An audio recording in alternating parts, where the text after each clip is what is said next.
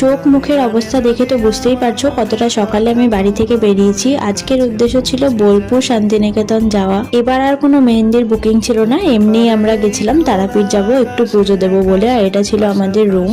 যেদিন আমরা গেছিলাম তার কদিন পরেই ছিল আমার জন্মদিন, তার জন্য দীপান্বিতা দি একটা কেক নিয়ে গেছিল যাতে আমরা বার্থডেটা ওখানে সেলিব্রেট করতে পারি। কিন্তু কেকের অবস্থা হয়ে গেছিল খুবই খারাপ, কি থেকে কি হয়ে গেছিল, তবুও দীপান্বিতা দি সেটাকে ভালো করার চেষ্টা করেছে অনেক কষ্ট করে।